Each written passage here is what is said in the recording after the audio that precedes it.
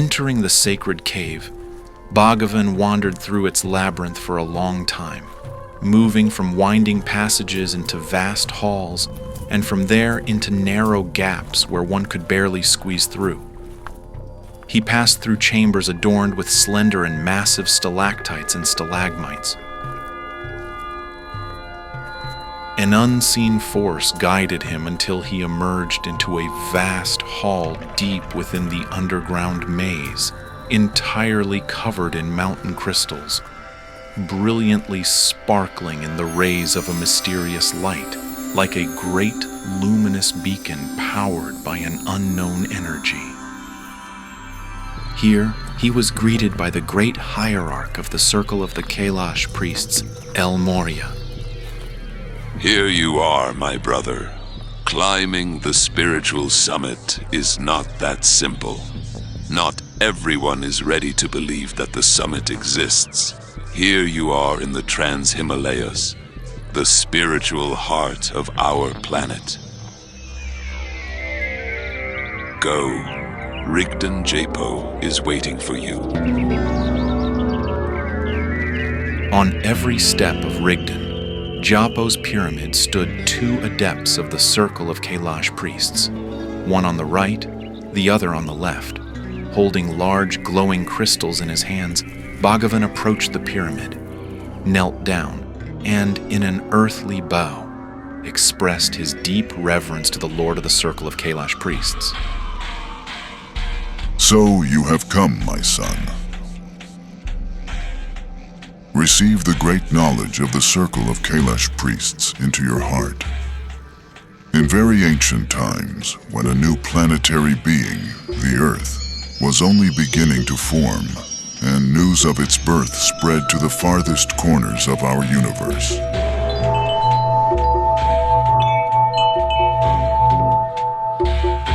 God sent ancient beings to this planet. They came from regions closer to the center of the galaxy, where there is more life, love, and consciousness. In order to make this world habitable, and to accelerate the path of evolution here, in this remote corner of the universe. These great beings, the first to appear in this galaxy, were moving plants. Green little men feeding on light and water. They arrived here, created life on Earth by populating it with plants, and then departed, leaving the planet for many years. When plant life had evolved, millions of years later, God sent other beings, more resembling insects, who populated the Earth with insects. Then came creatures that filled the planet with fish, amphibians, and reptiles. Finally, beings resembling us arrived and populated the Earth with animals.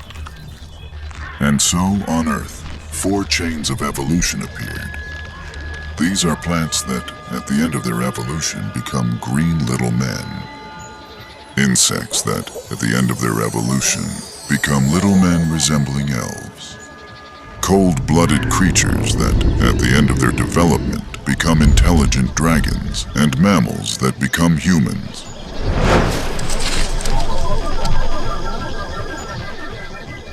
Originally, spirits of the mineral kingdom also lived on Earth, whose physical bodies are mountains, rivers, seas, clouds, rocks, and fire. They too follow the path of development and evolution. And when the time came for the transformation of the most rapidly developing mammals, extraterrestrials resembling humans, through crossbreeding, endowed some of the most developed species of animals with their genes. This is how intelligent animals, the proto-humans, came into existence. They were of different kinds, giants and dwarfs, and ones just like us. Extraterrestrials taught them to use fire, bows, stone knives, to tan hides, build huts, and set traps for animals. When rational humans had fully developed and spread across the Earth, they returned once more, and again carried out crossbreeding, endowing humans with their gene pool so that rational humans would become spiritually evolving beings. It is said that after some time of this crossbreeding, when spiritual beings started to emerge from rational humans, extraterrestrials built temples and altars, astronomical observatories, and statues of gods that have survived to this day. They taught people religion, but, as stated in the Bible, God repented and decided to destroy them. This is said to imply that not all people were successful in instilling spiritual inclination. Those who did not acquire it were eradicated through floods, fire, and other means. Giants and dwarfs were among them.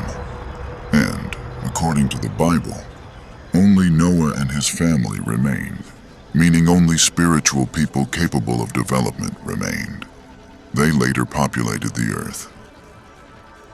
After that, extraterrestrials left the planet and began observing the development of humanity from afar to better study the brain and body of the new human and the possibility of spiritual growth in such a body and with such a brain. Some extraterrestrials incarnated into human bodies on Earth. Among them were Krishna, Buddha, Christ, Zoroaster, Muhammad, and many other great religious masters of humanity, who demonstrated that development in the physical body of a human is possible, and spiritual self-realization is possible with a human brain. They also guided the development of humans. A unified center for regulating the spiritual evolution of the earth was established. The Circle of Kailash Priests, which telepathically influences the evolution of humanity. But now, a crucial moment has come in the history of the earth.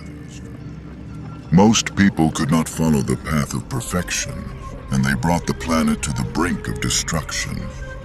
The spiritual powers of people are still too weak to resist the imperfection of the majority. Therefore, in the near future, extraterrestrials will appear on Earth again, and all spiritually undeveloped people committing evil will be exterminated. Only spiritually evolving individuals will remain, ushering in the era of 1,000 years of goodness when there will be no evil, violence, diseases, wars, or heavy labor. People, under the guidance of the Circle of Kailash Priests and extraterrestrials, will ascend to a new stage of evolution. This is the golden age awaited by believers of all times and nations. This is Armageddon, the battle between the powers of light and darkness. Evil does not exist, but there is imperfection, ignorance, which is as dangerous as what you call evil. Bhagavan bowed to him in earthly reverence, thanking him for the great knowledge. The adepts standing on the steps of the throne chanted the mantra, Aum, praising the divine power for wisdom and knowledge. The Lord of the Circle of Kailash Priests rose from his throne and, extending his hands, blessed Bhagavan for conveying great knowledge to humanity. Golden rays of grace flowed from his hands onto the head of the new savior of humanity. Rise to accomplish true deeds.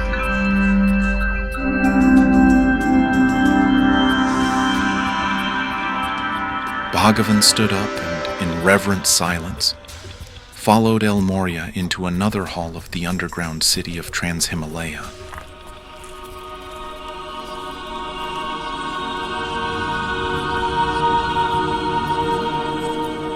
In the center of this round hall stood a huge sphere made of mountain crystal, and benches for the hierarchs of the Circle of Kailash Priests were placed near its walls. They sat around this sphere, concentrating intently on something visible only to them on the smooth, convex crystal surface. Their noble and wise faces expressed compassion and determination to help every human.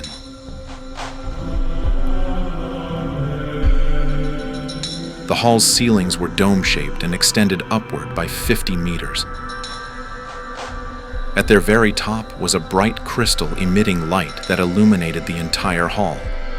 Looking at those present, Bhagavan recognized Saint-Germain, Kuthumi, Mahachohan, Buddha, Christ, Zoroaster, Krishna, Muhammad, and many other great hierarchs of the circle of Kailash priests. Together with El Morya, they took their places in front of the huge crystal sphere. It was time to begin universal meditation.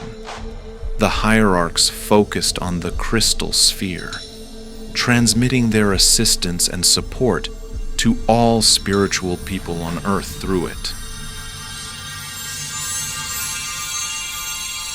Sending them benevolent thoughts and a state of grace, faces of disciples appeared on the sphere's surface, calling for help from the spiritual powers of the cosmos, from the circle of Kailash priests. All hierarchs exerted the full power of their will, love, and knowledge to help those unfortunate beings seeking assistance on their spiritual path.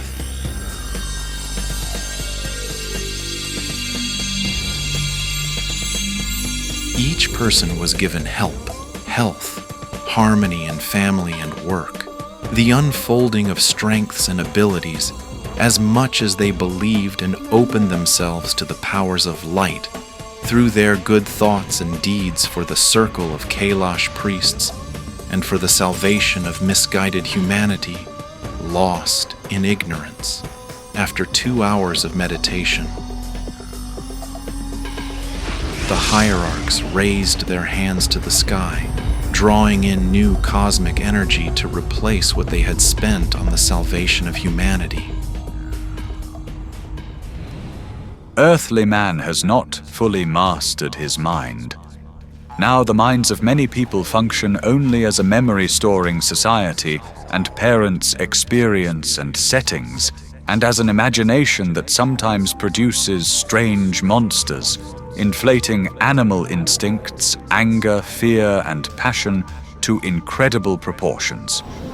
From this arises all the vices and sins of man. From here comes his excessive jealousy and greed, egoism, the desire to destroy and disrupt everything that does not conform to his ideas. Out of this imagination emerges wars and revolutions. It kindles the fires of inquisitions and raises the swords of jihad and crusades. In a rudimentary state, many people have logical, constructive thinking. It is the prerogative of a few. Even fewer people possess intuitive foresight, the highest mental function. To develop the minds of people, you, our brother Bhagavan, need to teach them Dharana, a concentration of attention on spiritual objects, which can be mantras, magical spells, prayers, yantras, spiritual images, icons, and chakras, spiritual centers of a person. A person must learn not to give power to his imagination, not to immerse himself in the settings of memory given to him by ignorant people. He must be able to concentrate for a long time. This is what will help him master his mind and develop immense powers and abilities within himself. He must realize the terrible power of memory and imagination over him. It is the settings of memory that do not allow him to break out of the vicious rut created by parents and society, and his imagination is exploited by instincts, politicians, priests, advertisers who, through books, newspapers, radio, and television, manipulate imagination, forcing him to do only what is beneficial to them and harmful and unnecessary to the individual. Everyone on the path of spiritual self-development must realize that they have been turned into zombies, and they must reject the influences of parents, society, politicians, and priests in order to cast off these invisible shackles woven from suggestions and illusions. Where should people start practicing Dharana? It is best to start it with counting your breaths, remembering that each breath glorifies the Lord, for the breath is always with a person, and at any convenient moment, he can feel and count it. Then, following the teachings of the circle of Kailash priests, the disciple should focus on the mantra, Ahashambhu Itahakum, pronouncing it with maximum strength, trust, and integrity with their entire being, contemplating or visualizing the image of the Master, feeling how a stream of divine power and grace flows from him to their heart. By practicing this, they will develop an unknown power within themselves, with the help of which, in their time, extraterrestrials built pyramids and gigantic structures, moving huge stone blocks through the air with the power of their concentrated thought, materializing colossal statues of the gods. Let this knowledge be given to humanity.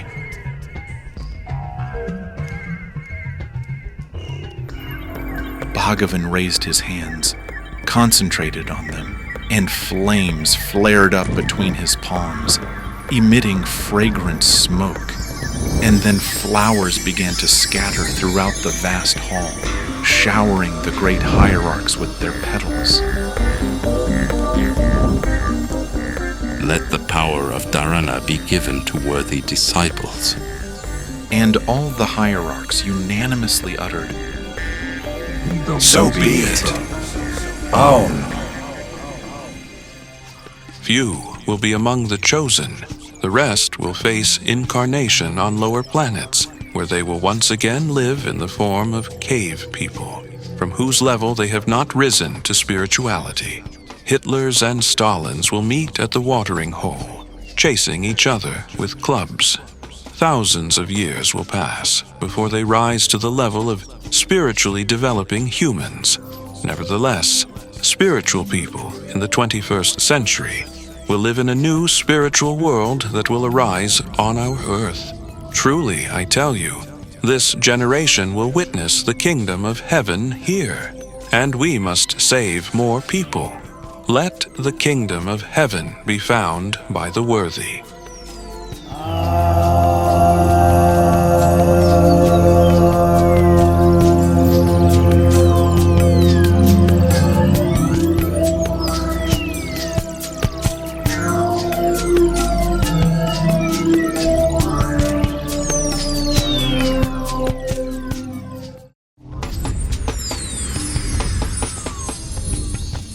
A spark of starlight lives within each of us. Do you feel it? I know you are a bright soul because an ember of Sirius lives in your heart. You are not alone in this world. Find my disciples in your city. Click the link in the description and join us.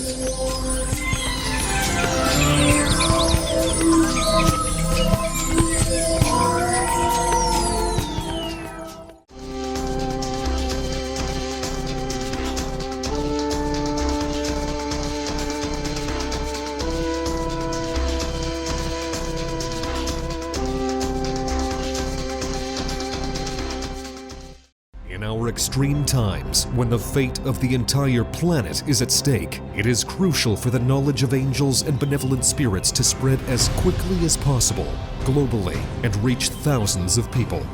In this way, we can change the future of all humanity. Which is why we are addressing you, dear soul of light.